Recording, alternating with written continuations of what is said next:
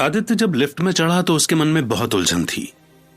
उसे समझ नहीं आ रहा था कि अगर उसके परिवार को बर्बाद करने वाले उसकी नजरों के सामने थे तो उसे क्या करना चाहिए, क्योंकि जो इवेंट 2 साल बाद होने वाला है, अगर आदित्य उसे अभी से टाल देगा तो क्या वो इवेंट फिर होगा या नहीं, या फिर कोई और उभर कर वापस आएगा और उसके परिवार को बर्बाद करने की कोशिश करेगा। आदित्य को इस बात को सोचकर बहुत ही अजीब लग रहा था। उसने जब गौर किया तो उसे समझ में आया कि उसे वैसा ही लग रहा है जैसे बच्चों को एग्जाम पेपर के पहले लगता है। वो हर दिन खुद से कहते हैं कि वो अच्छी पढ़ाई कर चुके हैं और उन्हें किसी भी क्वेश्चन से डरने की जरूरत नहीं है, लेकिन जिस दिन एग्जाम का पेपर उनके हाथ में आता है तब उन्हें थोड़ा डर लगता है कि वो एक आंसर को कैसे अटेंड करेंगे और उसमें क्या लिखा है। उन्हें लगता है कि जैसे कि वो सारी चीजें भूल चुके हैं और एक नए सिरे से शुरुआत करनी पड़ेगी। ठीक वैसा ही आदित्य को भी लग रहा था कि जो उसने 10,000 साल पहले की जर्नी में अपनी शक्तियां कमाई हैं, वो उन सबको भूल चुका है और वो किसी एक को भी ढंग से यूज नहीं कर पाएगा। और नए सिरे से शुरुआत करने के बारे में तो उसने कभी सोचा ही नहीं था। जब लिफ्ट रुकी तो आदित्य इन्हीं बातों को सोचते हुए पब्लिक रिलेशंस डिपार्टमेंट के अंदर घुसा और अपनी डेस्क पर जाकर बैठ गया। उसके पसीने छूट रहे थे और उसे समझ नहीं आ रहा था कि वो खुद क्या सोच रहा है। कभी उसके मन में पिछली जिंदगी से मृणाली की आखिरी पिक्चर आती, कभी वो अनुराग और निखिल के बारे में सोच रहा था और कभी इस बारे में कि वो शाम को उन दोनों को कैसे टैकल करेगा। आदित्य के मन में यह सवाल घूम ही रहा था कि उसके पास भागते हुए अमित आया और उसने पूछा, आदित्य तू कहां था यार? इतनी देर से तुझे ढूंढ रहा हूं। लंच के बाद तो तू गायब ही हो गया था। आदित्य ने अपनी सोच से बाहर आकर अमित को देखा। वो उसे थोड़ी चिंता में दिख रहा था, इसलिए उसने पूछा, क्या हो गया अमित, कोई प्रॉब्लम है क्या? नहीं यार, प्रॉब्लम तो नहीं है, पर शायद प्रॉब्लम हो सकती है।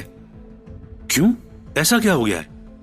तू सिंघानिया फर्म्स के मैनेजर निखिल अग्रवाल को जानता है? वो अभी यहां आया था और तुझे ढूंढ रहा था। जब मैंने उसे बताया कि तू लंच के लिए बाहर गया है तो फिर वो मुझे एक लेटर पकड़ाकर चला गया और मुझसे कह गया कि आदित्य से कहना कि अपने काम से मतलब रखे और दूसरों के काम में टांग ना अड़ाए। तूने उसके साथ कुछ किया है क्या भाई? देख, अगर तेरा कुछ भी लफड़ा हो तो उसे जाकर अभी सॉरी बोल दे यार।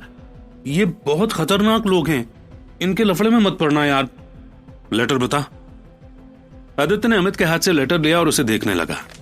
ये सेम उसी टाइप का लेटर था जिस टाइप का लेटर निधि ने आदित्य को उस दिन अनुराग के ऑफिस में दिया था। आदित्य भी उस लेटर को खोलने ही वाला था कि उसने देखा कि अमित उसकी तरफ ही देख रहा है।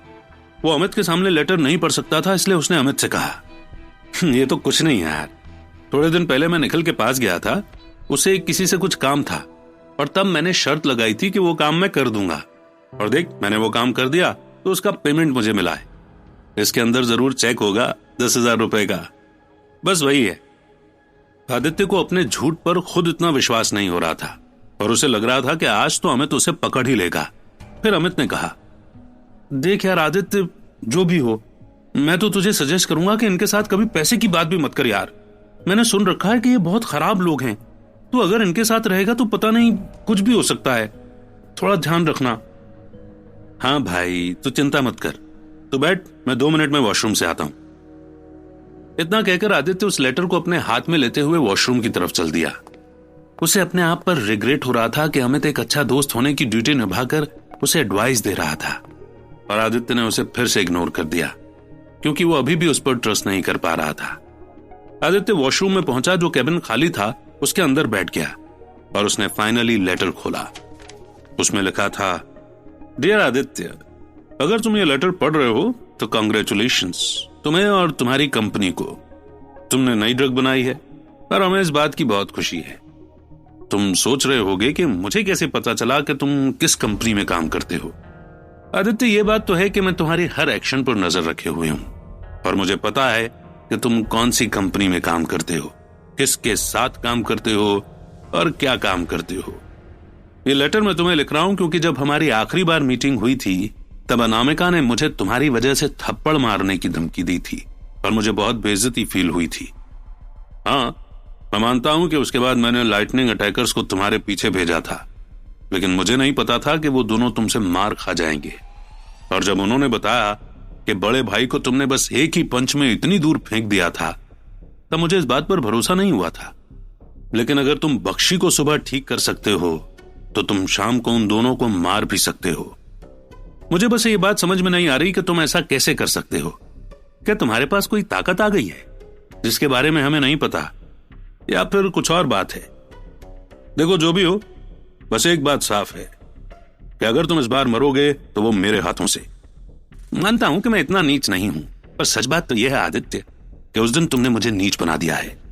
उस दिन हॉस्पिटल में जो भी हुआ, उस दिन के बाद से मेरा मन एक पल भी तुम्हें मारने की सोच के बिना नहीं बिताता है। मैं बस उसी पल का इंतजार करता रहता हूं कि वो पल कब आएगा जब मेरा हाथ और तुम्हारा मुंह एक साथ मिलेंगे। लेकिन तुम्हें मारने के बारे में मैं सोचता हूं कि तुम्हारे करीबियों को एटलीस्ट पता तो चले कि तुमने किससे पंगा लिया है, और इसलिए मैं चाहता हूं कि तुम आज शाम को मुझे ग्रैंड पैराडाइज होटल पर मिलो। वहां पर अनुराग ने मृणाली को भी इनवाइट किया है, तो उसका और मेरा दोनों का काम आसान हो जाएगा। उम्मीद करता हूं कि तुम हर कदम फूंक फूंक कर रखोगे और हमेशा अटेंटिव रहोगे। निखिल का लेटर पढ़कर आदित्य को बहुत गुस्सा आ रहा था। उसका मन कर रहा था कि वो अभी जाकर सिंघानिया फर्म्स में घुसे और उन दोनों को मार दे, लेकिन उसे पता था कि यह एक बेवकूफी भरा कदम होगा, और वो दोनों तो यही चाहते हैं कि आदित्य कोई कदम उठाए। अगर निखिल बड़ी बड़ी बातें बोल रहा था तो उसे नहीं पता था कि आदित्य अपनी 10,000 साल की जर्नी में बहुत सारी ऐसी चीजें सीख कर आया है जिससे वो चाहे तो एक ही मिनट में दोनों को मार डाले। इस बात को सोचकर उसके चेहरे पर एक स्माइल आ गई और वो वहां से उठा और बाहर जाकर अपना काम ऐसे करने लग गया जैसे कि कुछ हुआ ही नहीं। उसका मन शांत था और उसे इस बात पर अच्छा लग रहा था।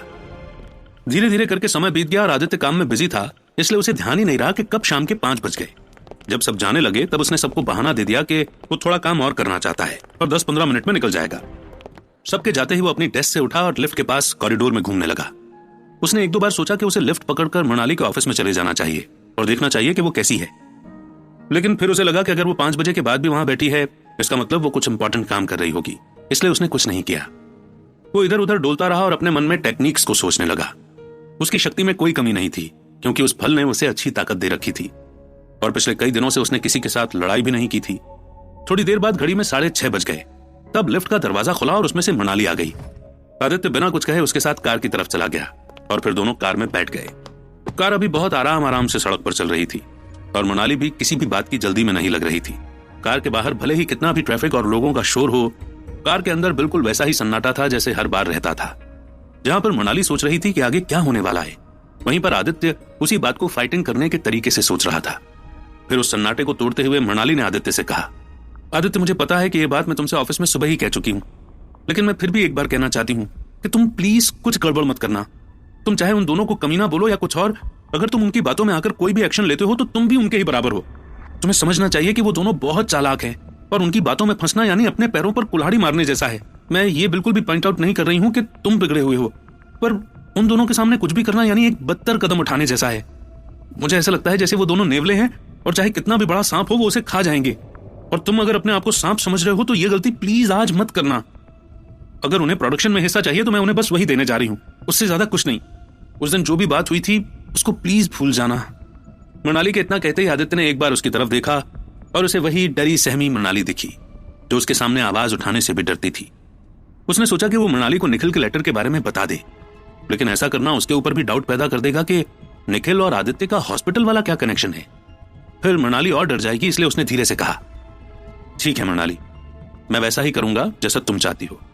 अगर तुम चाहती हो कि मैं कोई गड़बड़ ना करूं तो मैं कोई गड़बड़ नहीं करूंगा, लेकिन मैं तुम्हें पहले ही वार्न करना चाहता हूं कि अगर उन दोनों ने या स्पेसिफिकली अनुराग ने ऐसी कोई हरकत की या बात बोली जिससे तुम ह्यूमिलेट होगी तो फिर मुझसे सहन नहीं होगा। फिर मेरे अंदर का सांप बाहर आ जाएगा। वो एक बार भी उन नेवलों को मारने के बारे में नहीं सोचेगा, चाहे फिर उसे अपनी ही जान क्यों न देनी पड़ जाए। तुम बस इस बात का ध्यान रखना कि मैं तब तक कुछ नहीं करूंगा जब तक वो कुछ नहीं करेंगे। ठीक है आदित्य, मैं इस बात का ध्यान रखूंगी क्योंकि मुझे पता है कि अनुराग को कैसे कंट्रोल करना है, मृणाली ने कहा। और एक बार फिर गाड़ी का माहौल शांत हो गया, जहां पर दोनों के मन में अलग अलग बातें चल रही थी और वो दोनों कुछ प्लान करने के बारे में सोच रहे थे। थोड़ी दूर जाकर ग्रैंड पैराडाइज होटल आ गया और मृणाली ने गाड़ी उसके सामने रोक दी।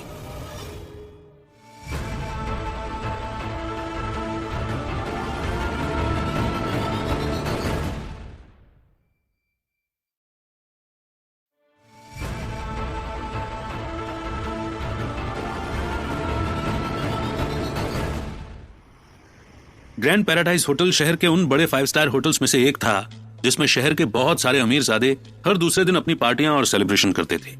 इस होटल की यही खास बात थी कि इसके बारे में न्यूज में आए दिन किसी सेलिब्रिटी से रिलेटेड बातें चलती रहती थी कि किसी ने कोई कांड किया हो, लेकिन कभी भी उसका सच बाहर नहीं आ पाता था, और ये इसलिए शहर की बड़ी बड़ी गैंग्स के लिए एक हाइड आउट बन चुका था।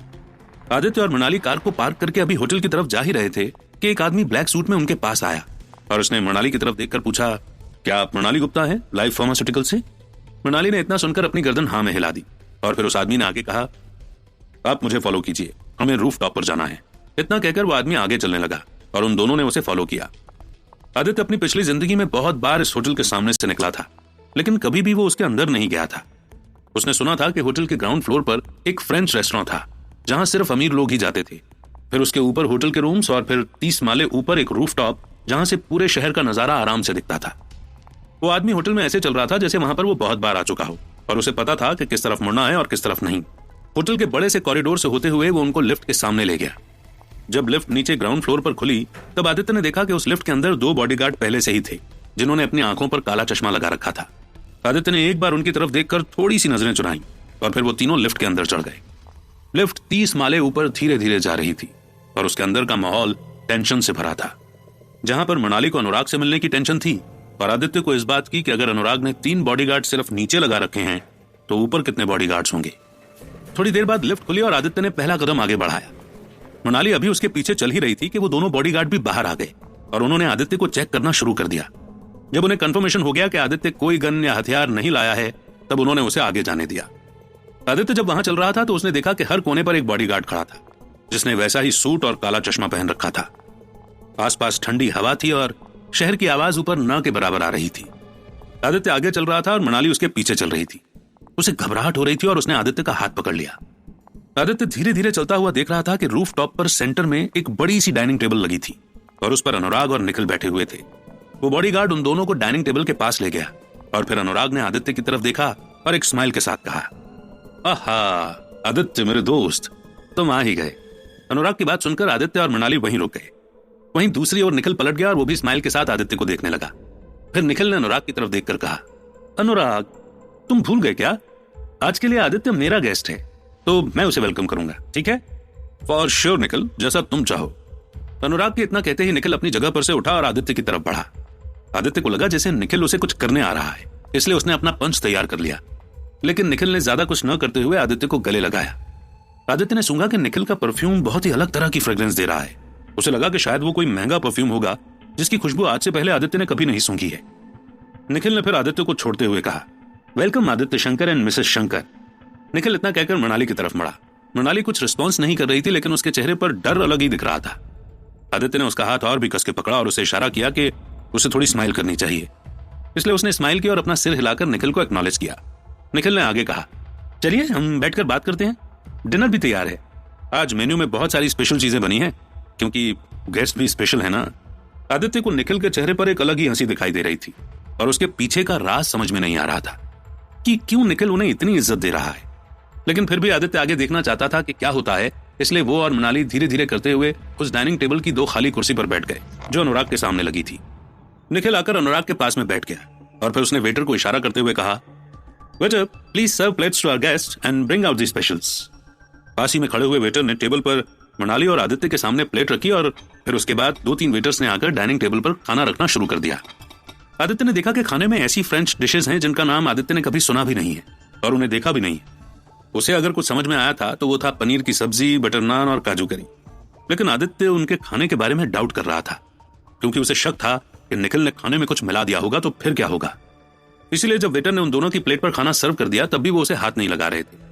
इस चीज को नोटिस करता देखकर अनुराग ने कहा, आई अंडरस्टैंड योर कंसर्न, पर मैं आपको बताना चाहता हूं कि मैंने इसमें कुछ भी नहीं मिलाया है।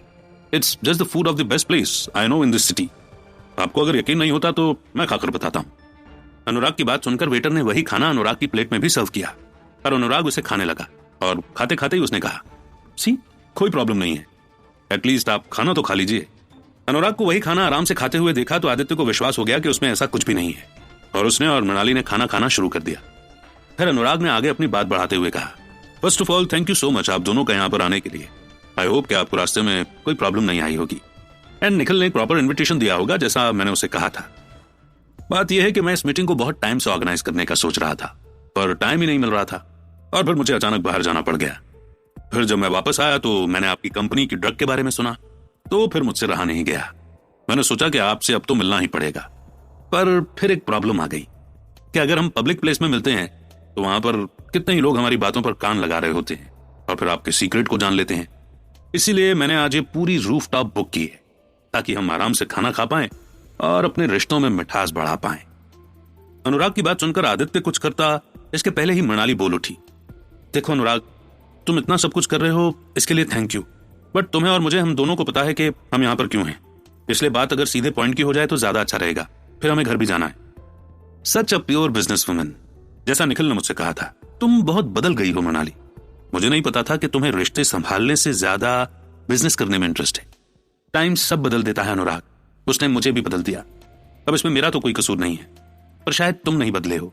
हाँ, बदला तो मैं आज तक नहीं हूं। मैं वही हूं जो तुमसे पहले भी प्यार करता था और आज भी तुमसे प्यार करता हूं। अनुराग की इतनी बात सुनकर आदित्य का हाथ रुक गया और उसने झट से सामने देखा। उसकी आंखें धीरे धीरे लाल हो रही थी और गुस्सा उसे अपनी रगों में दौड़ता हुआ महसूस हो रहा था। अनुराग ने जब आदित्य से नजरें मिलाई तो उसे समझ में आ गया और फिर उसने आदित्य से कहा, आदित्य कंट्रोल योर एंगर। मैं कुछ करने वाला नहीं यार, वो बीवी है तुम्हारी, मुझे पता है, और इसलिए मैं शांति से बैठा हूं। उस दिन भी मैं तुम्हें पूरी बात कहने वाला था, लेकिन उससे पहले ही तुम फुर्ती से बाहर निकल गए। वैसे तुमने पूछा कि नहीं मृणाली से कि मैं इसे याद हूं या नहीं? क्यों मृणाली, मैं तुम्हें याद हूं? हाँ, बहुत गंदे तरीके से। अब क्या हम प्लीज उस बारे में बात कर लें जिस बारे में हम बात करने के लिए यहां मिले हैं? एंड आई डोंट थिंक अगर तुम ऐसी बातें करोगे तो मैं ज्यादा देर इंटरेस्टेड रहूंगी। इस बात की चिंता मत करो मृणाली, तुम्हारे इंटरेस्ट के लिए ही तो मैंने ये सब कुछ अरेंज किया है। चलो तो बात करते हैं हमारी डील की। जैसा निखिल तुम्हें बता चुका है कि मैं चाहता हूं कि तुम मुझे अपना प्रोडक्शन पार्टनर बना लो और ये क्लेम करो कि ये ड्रग हमारी कंपनी ने मिलकर डिस्कवर किया है। आखिर थोड़ी फेम तुम्हें भी मिले और हमें भी फायदा हो। और इसके बदले में तुम क्या ऑफर करोगी? नहीं, मैं कुछ ऑफर नहीं कर रहा। ये डील बस इतनी सी है कि तुम्हारी साइड से तुम अग्री करोगी कि मैं तुम्हें रिटर्न में कुछ नहीं दूंगा, क्योंकि मेरे पास तुम्हें देने के लिए कुछ है ही नहीं। लेकिन फिर तो ये डील नल एंड वॉइड हुई और तुम्हें पता होना चाहिए कि मैं कभी भी ऐसी डील्स में इंटरेस्टेड नहीं रहती हूं। ओ कम ऑन मृणाली, मुझसे ज्यादा अच्छा तुम्हें कौन ही जानता है। मुझे पता है कि तुम पक्की बिजनेस वुमन हो और तुम रिटर्न में कुछ लिए बिना मानोगी नहीं। तो मेरा ऑफर यह है कि अगर तुम ये सारी चीजें मुझे दे दोगी तो मैं तुम्हें और तुम्हारे सो कॉल्ड पति को यहां से जिंदा वापस जाने दूंगा, वरना कल का अखबार तो न्यूज हेडलाइन के लिए बैठा है। कितना अजीब लगेगा यह सुनने में कि लाइफ फार्मास्यूटिकल्स की सबसे मेहनती मैनेजर अपने एक एम्प्लॉय के साथ होटल में पकड़ी गई और दोनों ने फिर सुसाइड कर लिया। सोचकर ही शर्म आती है। अनुराग ने कहा और वो हंसने लगा और निखिल ने भी उसे ज्वाइन किया। अब वो दोनों हंस रहे थे और मृणाली चुप बैठी थी, लेकिन आदित्य बहुत सुन चुका था। उसकी आंखें पूरी तरह से लाल हो गई थी और गुस्सा जैसे नस फट के बाहर आने को कर रहा था। वो खड़ा हुआ और उसने एक जोर का पंच टेबल पर मारते हुए कहा, जुबान संभाल कर बात करो अनुराग। औकात क्या है तुम्हारी कि तुमने मेरी मृणाली के साथ? इतना कहकर आदित्य अचानक ही चुप हो गया। उसे सडनली फील हुआ कि उसे सब कुछ धुंधला दिखाई दे रहा है और उसका दिमाग भी प्रॉपर काम नहीं कर पा रहा है, जैसे उसने कोई ड्रग ली हो। उसकी आंखें भारी हो रही थी और इससे पहले कि वो कुछ समझ पाता कि क्या हो रहा है, वो जमीन पर गिर गया। मृणाली उसके पास आई और उसे उठाने की कोशिश करने लगी, लेकिन आदित्य की आंखें धीरे धीरे बंद हो रही थी। फिर उसे निखिल और अनुराग की हंसी सुनाई देने लगी और निखिल ने हंसते हुए कहा, देख अनुराग, मैंने बोला था ना कि सूट पर अगर बेहोशी की दवा छिड़क दोगे तो किसी को पता नहीं चलेगा और आदमी आराम से बिल्कुल बेहोश भी हो जाएगा। निखिल फिर हंसने लगा और इससे पहले कि आदित्य इस बात पर कुछ रिस्पॉन्स देता या खड़ा होकर कुछ करता, वो बेहोश हो गया।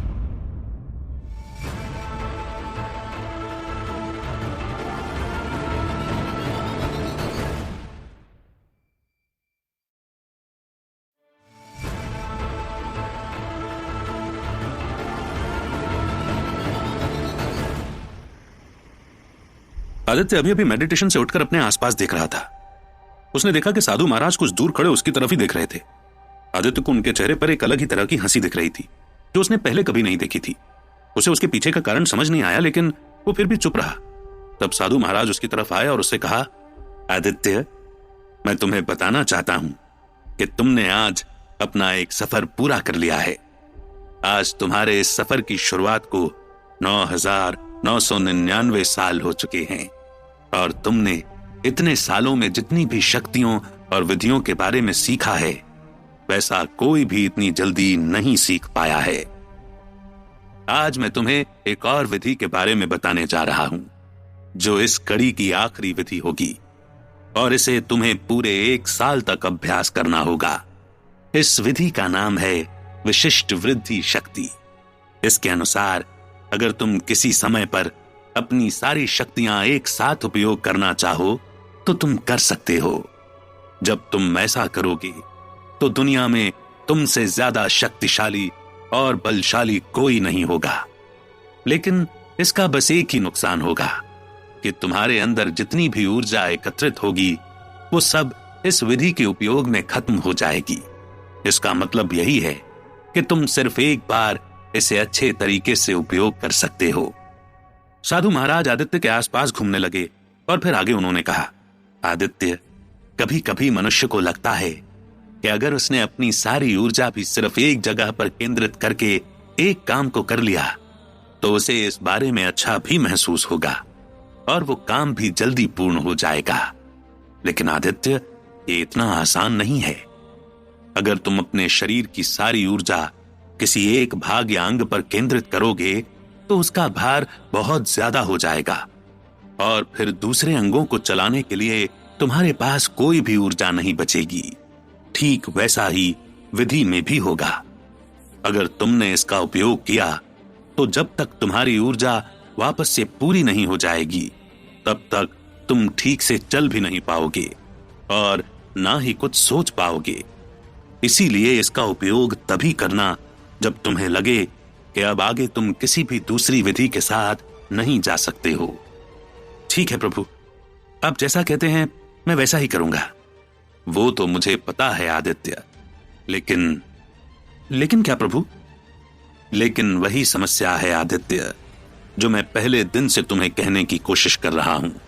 हमारे जीवन में एक निर्धारित लक्ष्य होना बहुत ज्यादा जरूरी है और अगर वो निर्धारित लक्ष्य तुम्हारी ताकतों के साथ होता है तो उसे जरूर लोगों की भलाई के लिए उपयोग किया जाना चाहिए, जैसा कि भगवान करते थे।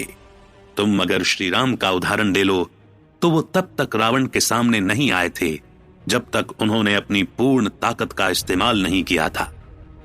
और वहीं श्री कृष्ण ने भी कंस के सामने आने से पहले अपनी शक्ति का पूर्ण प्रदर्शन नहीं किया था। तुम्हें पता है, अगर श्री कृष्ण चाहते तो वो महाभारत जैसे युद्ध को सिर्फ एक पल में खत्म कर सकते थे, पर उन्हें पता था कि वो युद्ध उनका नहीं है और इसीलिए उनकी शक्तियों को वहां इस्तेमाल करना व्यर्थ ही था। तुम्हें आज जो शक्तियां प्राप्त हुई हैं, अगर तुम किसी आम मनुष्य के सामने इन शक्तियों का प्रदर्शन करो तो तुम उनके सामने भगवान जैसे हो जाओगे। लेकिन जिन भगवान को हम जानते हैं, उनका उद्देश्य यही था कि उन्हें लोगों की भलाई करनी थी। श्री राम को रावण के अत्याचारों से सबको मुक्त करना था और श्री कृष्ण को कंस जैसे पापी को इस दुनिया से हटाना था। वही बात हम अगर तुम्हारे उद्देश्य की करें तो वो सिर्फ एक बदले से ज्यादा कुछ नहीं है जो तुम उनसे लेना चाहते हो, जिनके बारे में तुम्हें कुछ पता भी नहीं है। सब व्यर्थ ही लगता है, क्योंकि जब सच सामने आएगा तब कुछ भी नहीं हो पाएगा। मतलब प्रभु, मैं आपकी बात का अर्थ नहीं समझ पाया। अर्थ यही है आदित्य कि अगर मान लो कि किसी दिन तुम्हारी शक्तियों के बारे में पूरी दुनिया को पता चल जाए और सब आकर तुमसे मदद मांगे, तो क्या तुम उनकी मदद करोगे या फिर अपना बदला पूरा करोगे? प्रभु, पहले तो पृथ्वी पर जाकर मैं अपना बदला पूरा करूंगा और फिर उसके बाद अपनी शक्तियों को दूसरों की भलाई में लगाऊंगा। आदित्य की बात को सुनते ही साधु महाराज को हंसी आ गई और उन्होंने हंसते हुए कहा, आदित्य, मैं हर पल सोचता हूं कि इंसान भगवान के समान क्यों नहीं हो सकता। क्यों ऐसा हो गया है कि सब कुछ बदल गया है, जबकि भगवान पहले भी हमारे बीच में रहते थे और उन्होंने तो कई बार मनुष्य योनि में भी जन्म लिया है ताकि वो हमारे ऊपर होने वाले अत्याचारों से हमें बचा सकें। लेकिन फिर जब मैं तुम्हारे उत्तरों को सुनता हूं तब मुझे समझ आता है कि भगवान अब जमीन पर नहीं आ सकते, क्योंकि इंसान अपने स्वार्थ को इतना आगे रखने लग गया है कि वो बस सिर नीचे करके अपने स्वार्थ की तरफ भागता रहता है और उसे दूसरों की परछाई भी नहीं दिखती। फिर साधु महाराज एक पल के लिए रुके और उन्होंने कहा, लेकिन अगर तुम मेरी बात मानो तो मेरे हिसाब से आदित्य, जिस दिन तुम्हें मौका मिले तुम्हें अपनी शक्तियों का प्रदर्शन करना चाहिए। तुमने यहां पर 9,999 साल बिता लिए हैं और मैं हर दिन तुम्हें देखता आया हूं। तुम्हें पता होना चाहिए कि तुम अब एक मामूली इंसान नहीं हो जिन्हें ये मौका मिलता है, लेकिन अगर तुम्हें यहां मौका मिला है तो तुम्हें इसका पूरा उपयोग करना चाहिए। अगर तुम्हें लगता है कि तुम अपनी शक्तियों के बल पर बदला ले सकते हो तो फिर आदित्य तुम्हें ऐसा ही करना चाहिए, क्योंकि बदला लेने के लिए तो हर कोई तत्पर रहता है, पर कुछ लोग कभी भी उसे पूरा नहीं कर पाते हैं। लेकिन प्रभु, अभी तो आप मना कर रहे थे और अब मेरा ही साथ दे रहे हैं, ऐसा क्यों कर रहे हैं आप? बात सीधी सी है आदित्य, कि इंसान का समय उसे बताता है कि उसे क्या करना चाहिए। अगर इस समय तुम्हें बदला लेना है तो फिर उठो और अपना बदला पूरा करो। साधु महाराज की वही आखिरी बात आदित्य के मन में घूम रही थी और तभी उसने अपनी आंखें खोली। वो एक कोने में नीचे जमीन पर बैठा हुआ था। जब उसने अपने आसपास देखा तो बॉडीगार्ड्स उसे घेरे हुए थे और सामने डाइनिंग टेबल पर अनुराग और निखिल खाना खा रहे थे। आदित्य ने उठने की कोशिश की तो उसे पता चला कि उसके हाथ पीछे की ओर बंधे हुए थे और वो मृणाली को ढूंढने लगा। तब अनुराग ने उसकी तरफ देखा और निखिल से कहा, लगता है तुम्हारा दोस्त आदित्य होश में आ गया निखिल, अब हमें ज्यादा इंतजार नहीं करना चाहिए। इतना कहकर अनुराग एक बॉडीगार्ड की तरफ पलटा और उसने उससे कहा, एक काम करो, मैडम को वापस लेकर आ जाओ, आखिर उन्हें भी तो दिखना चाहिए ना कि उनका पति कैसे मरेगा। आदित्य का दिमाग अभी भी ढंग से काम नहीं कर पा रहा था, लेकिन उसने देखा कि वो बॉडीगार्ड थोड़ा आगे जाकर मड़ा और फिर मृणाली के चिल्लाने की आवाज जैसे ही आदित्य के कानों पर पड़ी, गुस्सा उसकी रगों में फिर से दौड़ गया।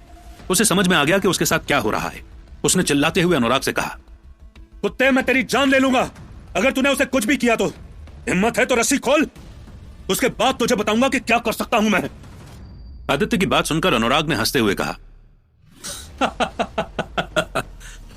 आदित्य, अगर तू उन लाइटनिंग अटैकर्स को एक पंच में हरा सकता है तो मैं तो तेरे सामने कुछ भी नहीं हूं।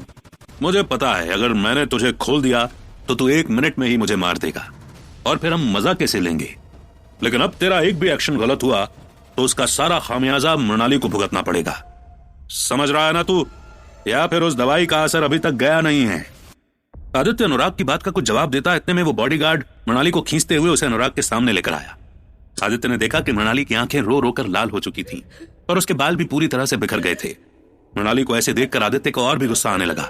फिर अनुराग खड़ा हुआ और मृणाली का हाथ जोर से पकड़कर उसे मसलने लगा और उसने कहा, जब से औरत के बारे में समझ में आया है तब से इस लड़की को चाहा है और तू आकर इससे शादी कर लेगा, ये इतना आसान है क्या? मैं तो नहीं कर पाया। उस टाइम मैं इसे प्यार करता था और उसके साथ बहुत सारी चीजें करना चाहता था, लेकिन ये मुझसे दूर भाग गई और मुझे मॉलेस्टर कहकर पुकारने लगी। मुझे उस बात का बहुत गुस्सा आया था, लेकिन मैं सिर्फ प्यार करता था और देखो, इतने सालों बाद भी मैं आज इससे प्यार ही करना चाहता हूं। निखिल, तुम उसे संभाल लो। अनुराग की बात सुनकर निखिल आदित्य की तरफ धीरे धीरे बढ़ने लगा। तब आदित्य ने सोचा कि अब उसे अपना गुस्सा कंट्रोल करके विशिष्ट वृद्धि शक्ति पर फोकस करना होगा और उसने अपनी आंखें बंद कर ली। आंखें बंद करने के बाद वो अपनी सांस के नीचे विशिष्ट वृद्धि संप्राप्ति ही मंत्र का उच्चारण करने लगा और अपनी सारी शक्तियों को फोकस करने की कोशिश करने लगा। तब निखिल आदित्य के पास आया और अपने घुटनों पर बैठकर उसने कहा, मैं हमेशा से तुझे एक बेवकूफ समझता था और तू वही है, पर पता नहीं तू बहुत सारी चीजें कैसे कर लेता है। मैं तुझे मारना तो चाहता हूं और तुझे मार भी दूंगा, बस मुझे यह बता दे कि तूने बख्शी को कैसे ठीक किया और उन दोनों भाइयों को कैसे हरा दिया। अगर तू मुझे बता देगा तो मैं तुझे इतनी आसान मौत दूंगा जिससे तुझे दर्द महसूस नहीं होगा। अब आंखें खोल, क्योंकि यहां पर बैठकर फट्टू बनना तेरे कुछ भी काम नहीं आएगा, क्योंकि मरने वाला तो तू है ही। आदित्य निखिल की बात पर ध्यान नहीं दे रहा था और अपनी शक्तियों पर फोकस कर रहा था। एक सेकंड बाद उसे फील हुआ कि उसकी शक्तियां उसके काबू में आ गई थी और उसने जब हल्का सा प्रेशर अपने हाथों की रस्सी पर दिया तो वह आसानी से खुल गई थी। जब उसकी तरफ से कोई रिस्पॉन्स नहीं आया तो निखिल को लगा कि आदित्य फिर से बेहोश हो गया है। उसने उसके बाल पकड़े और उसका मुंह अपनी तरफ करके उससे कहा, भौंक ना कुत्ते, आज चुप क्यों है इतना? मरूंगा मैं नहीं, मरेगा तो तू। इतना कहकर आदित्य ने एक जोर का पंच निखिल के पेट में दिया और वो 10 फीट जाकर दूर गिरा। अनुराग और मृणाली के साथ साथ सभी बॉडीगार्ड्स आदित्य के उस एक्शन को देखकर बहुत ही हैरान हो गए थे। जब उनकी नजर आदित्य पर गई तब आदित्य का पंच आगे था और वो बहुत ग्लो कर रहा था। उसमें से वैसी ही लाइट निकल रही थी जब साधना के वक्त आदित्य के पूरे शरीर से निकलती है। अनुराग अभी भी मृणाली का हाथ पकड़े हुए था और मृणाली भी खुले मुंह के साथ आदित्य को देख रही थी। आदित्य के खड़े होते ही सारे बॉडीगार्ड्स ने उस पर हमला करना शुरू कर दिया। वहां पर तकरीबन 50 बॉडीगार्ड्स थे, लेकिन वो लड़ाई 2 मिनट से ज्यादा नहीं चल पाई। हर कोई किसी न किसी डायरेक्शन में गिर गया था, लेकिन आदित्य सीधा खड़ा था। फिर उसने स्माइल करते हुए अनुराग की तरफ देखा और कहा, अब तेरी बारी। इतना कहकर आदित्य अनुराग की तरफ बढ़ ही रहा था कि अनुराग को कुछ समझ नहीं आया कि अब उसे क्या करना चाहिए, और उसने मृणाली को इतनी जोर से धक्का दिया कि वो 5 कदम दूर एक खंबे पर जाकर टकराई। आदित्य का कंसंट्रेशन अनुराग से हट गया और वो मृणाली की तरफ भागा। जब वो उसके पास पहुंचा तो मृणाली के सिर से हल्का सा खून निकल रहा था और उसकी आंखें धीरे धीरे बंद हो रही थी। आदित्य को लगा जैसे उसने मृणाली को खो दिया है। उसने जब पलटकर अनुराग की तरफ देखा तो वो वहां पर नहीं था, और थोड़ी दूर जमीन पर पड़ा निखिल भी वहां पर नहीं था। उसने मृणाली का सर अपनी गोद में रखा और 10,000 साल बाद पहली बार आदित्य की आंखों में से फिर से आंसू निकलने लगे।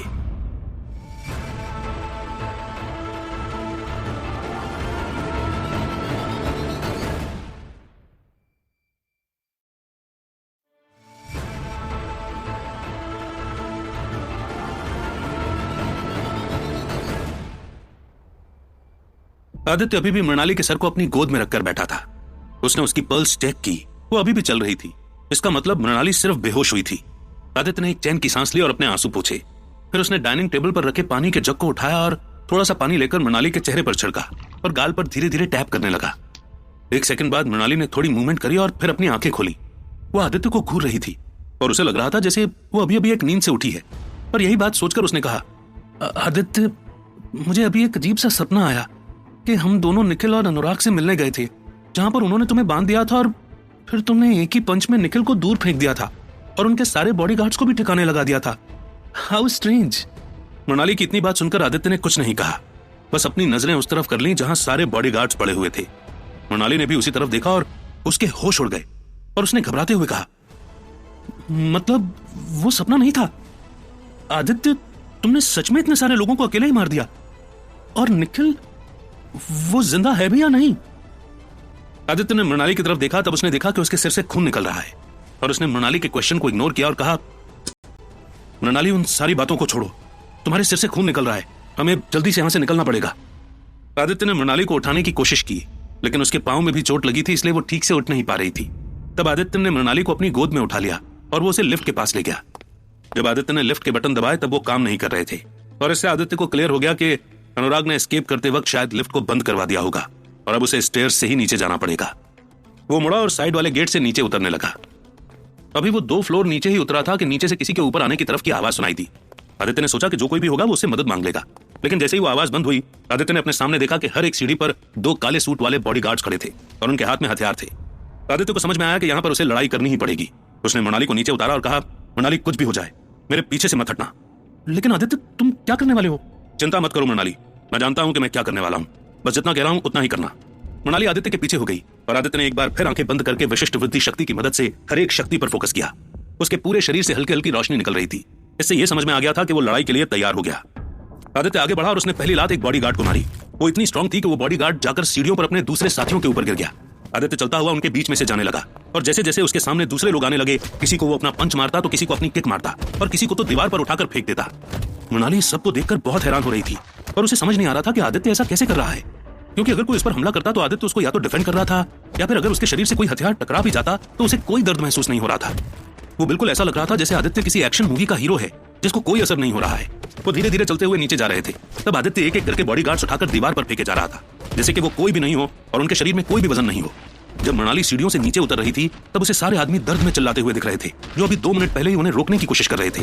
आदित्य 1 फ्लोर और नीचे आ गया था, लेकिन बॉडीगार्ड्स अभी भी कम नहीं हुए थे। उसने एक बार रेलिंग पर से नीचे झांककर देखा तो उसे समझ में आ गया कि सारे ही फ्लोर पर बॉडीगार्ड्स तैयार खड़े हुए हैं। इसलिए उसने अपने आप को प्रिपेयर कर लिया और उसके शरीर से और भी ज्यादा रोशनी निकलने लगी। उसने अब एक पंच और किक का ऐसा कॉम्बिनेशन चलाया कि अगर कोई भी उसके सामने आ जाता तो वो साइड में बहुत जल्दी हो जाता। ऐसा करके आदित्य 20 फ्लोर नीचे आ चुका था और तब उसे अपनी एनर्जी ड्रेन होती हुई नजर आ रही थी, लेकिन उसे पता था कि उसे 5 फ्लोर और नीचे जाना है। इसलिए वो हिम्मत करके चलता रहा और जब वो 4 फ्लोर और पार कर चुका था तब उसने देखा कि आखिरी फ्लोर पर सबसे तगड़े और बड़े बॉडीगार्ड्स खड़े हैं जिनके पास गन्स थी। आदित्य ने मृणाली को अपने पीछे कर लिया और उसे कहा कि कुछ भी हो जाए मृणाली, यहां से आगे मत आना। आदित्य के इतना कहते ही मृणाली उसके पीछे से चिपक गई और वो बिना किसी डर के आगे चलने लगा। उन बॉडीगार्ड्स ने उसे अपने आसपास आता हुआ देखकर गन चलाना शुरू कर दिया। गोली निकलकर आदित्य के शरीर को छू तो रही थी, लेकिन फर्क सिर्फ उसके कपड़ों को पड़ रहा था जिस पर छेद हो रहे थे, और आदित्य की स्किन पर एक भी असर नहीं हो रहा था, जैसे वो कोई लोहे का बना हो और उस पर एक भी खरोंच नहीं आ रही थी। सब ये देखकर हैरान थे, लेकिन फिर भी उन्होंने अपनी गन चलाना बंद नहीं की और वो फायर करते रहे। आदित्य जैसे ही सबसे पहले आदमी के पास पहुंचा, उसने उसे जोर से पंच मारा और उसकी गन हवा में उछल गई। आदित्य ने उसे पकड़कर 2 हिस्सों में तोड़ दिया और सबने इस चीज को देखकर फायरिंग बंद कर दी। आदित्य ने फिर उनसे चिल्लाते हुए कहा, मैं अभी अभी करीबन 200 आदमियों से ऊपर लड़कर आया हूं और मेरे ऊपर गन का असर भी नहीं होता है। अगर तुम चाहते हो तो मैं तुम्हें मौका दे सकता हूं अपनी जान बचाने का, वरना तुम मुझे रोकने की कोशिश कर सकते हो। आदित्य की बात सुनकर वहां पर खड़े बॉडीगार्ड को थोड़ा डर लगा और उनमें से 2 ने अपने हथियार रख दिए और पलटकर बाहर चले गए। बाकी अभी भी जोश में खड़े थे और आदित्य समझ गया कि वो लड़ने के लिए तैयार हैं।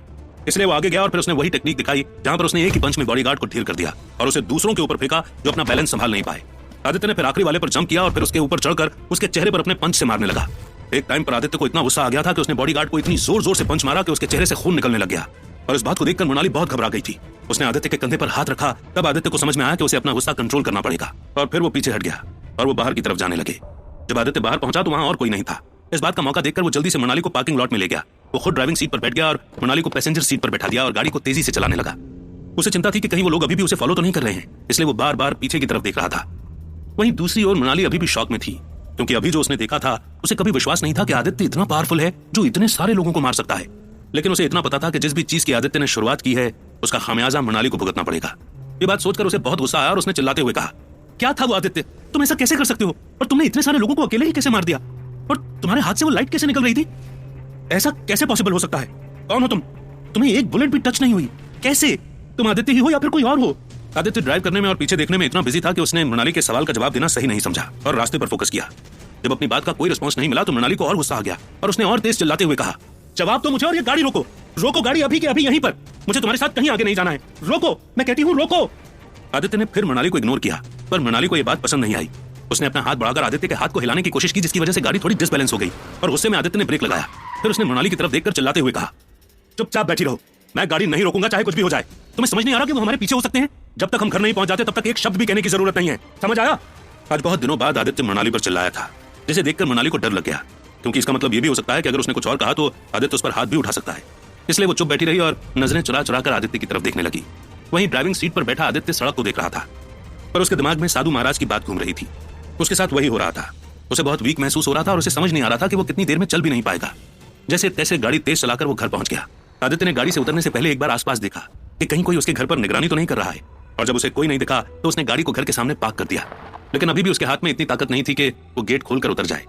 उसने जब अपना हाथ स्टीयरिंग व्हील पर से हटाया तब उसे ऐसे फील हुआ जैसे उसका हाथ सुन्न हो चुका है और उसकी वजह से बहुत भारी हो गया है। आदित्य ने हिम्मत करते हुए गेट खोला और जमीन पर पांव रखे। उससे चला नहीं जा रहा था। जब मृणाली ने आदित्य का स्ट्रगल देखा तो उसने आकर आदित्य को कंधे का सहारा दिया। फिर वो दोनों घर के अंदर चले गए और मृणाली ने आदित्य को सोफे पर लेटा दिया।